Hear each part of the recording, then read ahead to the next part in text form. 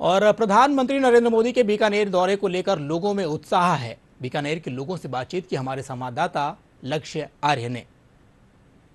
उनकी सभी के लिए एक जैसी समान सोच, अभी जैसे वो पहलगांव में हमला हुआ, उनके लिए उनकी रणनीति कब क्या हो जाए कुछ पता नहीं पड़ा उनको। बहुत अच्छा किया उन्होंने।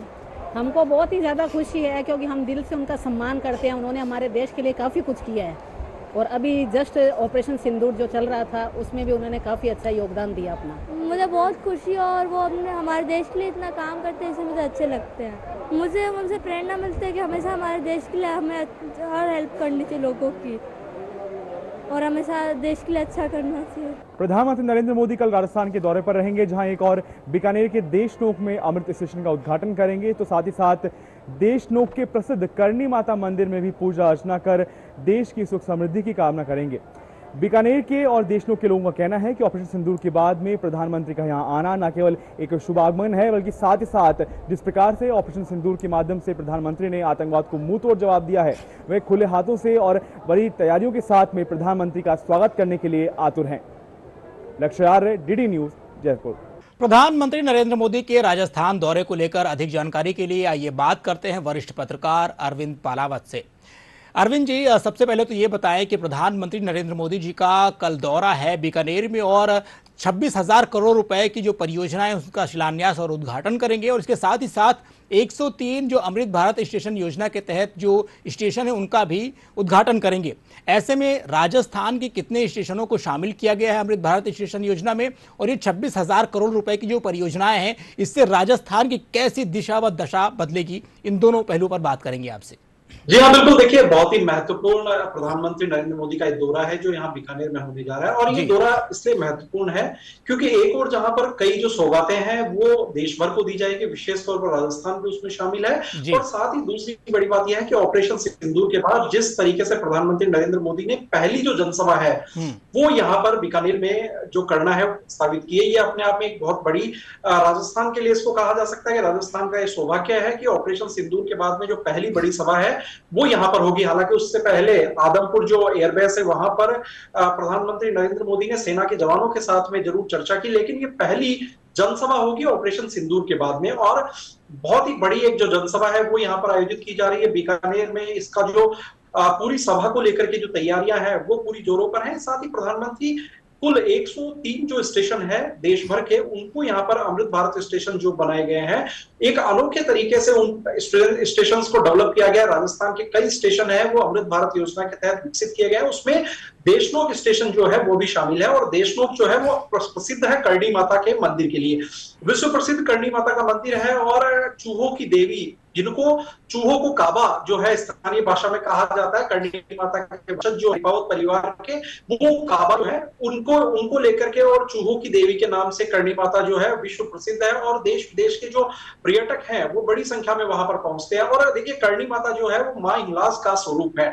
हिंगलाज माता का स्वरूप होने के कारण आप देखिए कि अपने आप में युद्ध और योद्धाओं की जो देवी है वो करणी माता को माना जाता है। योद्धा जब भी, चाहे बीकानेर रियासत की बात करें चाहे जोधपुर रियासत की बात करें, दोनों समय में जब थी रियासत कालीन समय था, उस दौरान भी करणी माता जो है उन्होंने रियासतों के एकीकरण में महत्वपूर्ण योगदान जो है वो अपना उस दौरान भी निभाया। और ऐसे में आज का जो समय है, क्योंकि अब जो समय है वो बदल रहा है, और ऐसे में अब करणी माता का जो विशाल मंदिर जो है वो वहां पर बना हुआ है, तो उस मंदिर में दर्शन करने के लिए बिल्कुल अरविंद जी, आपसे एक चीज और जानना चाहेंगे। जिस तरीके से जो ऑपरेशन सिंदूर हुआ है उसके बाद में प्रधानमंत्री पहली बार किसी ऐसी जनसभा में जा रहे हैं, तो आपको क्या लगता है इसके राजनीतिक मायने क्या होंगे? क्या लगता है को क्या कुछ बातें कह सकते हैं अपने संबोधन में, और जनता के जो रहेगी उसको क्या कुछ मैसेज दे सकते हैं?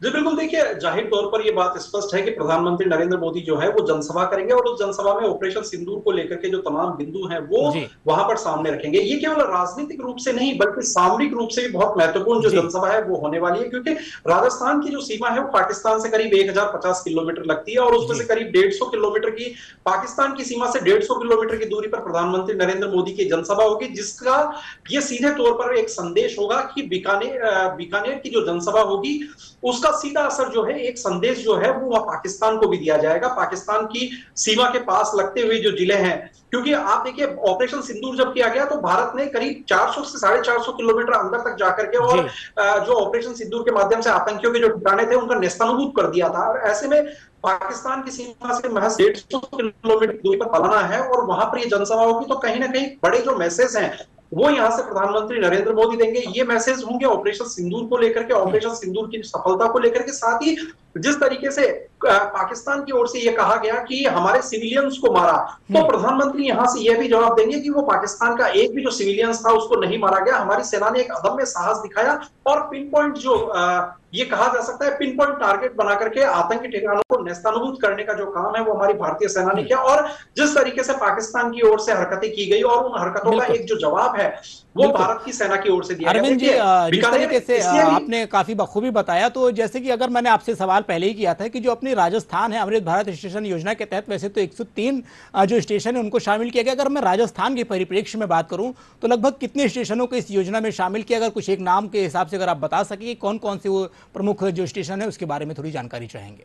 जी बिल्कुल, देखिए राजस्थान के करीब 50 से ज्यादा जो स्टेशन है उनको अमृत भारत योजना के तहत लिया गया था जब ये अमृत भारत योजना जो है वो शुरू की गई थी। और अब करीब करीब जो राजस्थान के स्टेशन है उस पर जो काम है वो यहाँ पर शुरू हो चुका है और कई ऐसे स्टेशन है जहां पर काम पूरा हो चुका है। उसमें देशनोक की हम बात करते हैं, बीकानेर की हम बात करते हैं, इसके साथ ही करीब 7 से 8 ऐसे रेलवे स्टेशन है जहां पर काम जो है वो पूरा हो चुका है। लेकिन मुख्य रूप से क्योंकि देखिए देशनोक में सभा हो रही है तो ऐसे में देशनोक और बीकानेर दोनों जो स्टेशन है उनका जो उद्घाटन है अमृत भारत योजना के तहत वो यहाँ पर होगा और अपने आप में एक बेहद महत्वपूर्ण जगह है दोनों। और वहां पर देखिए अमृत भारत स्टेशन जो बनाए जा रहे हैं अमृत भारत स्टेशन की एक अलग ही छवि जो है वो देखने को मिलेगी, क्योंकि जिस भी जगह पर जो भी स्टेशन बनाया जा रहा है उस स्टेशन में वहां की पारंपरिक शैली है, वहां के पारंपरिक भित्ति चित्र हैं, उनको वहां पर शामिल किया गया। साथ ही जो भी जगह जो स्टेशन जिस चीज के लिए फेमस है क्यों उसको अमृत भारत में टेक ओवर किया गया उसको लेकर के बखूबी जो चित्रांत जो है वो वहां पर लगाए गए हैं। और देशनोक स्टेशन देखिए,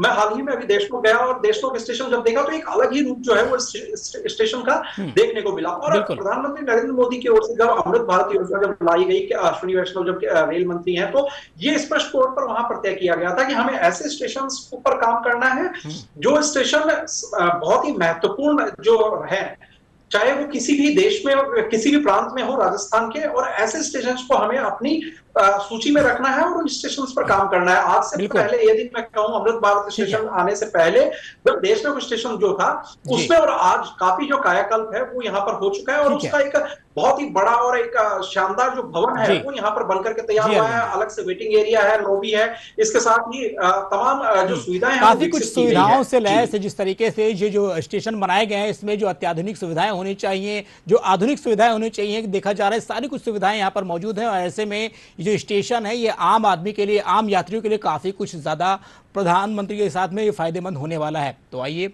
आपका बहुत बहुत धन्यवाद, आपने जानकारी दी।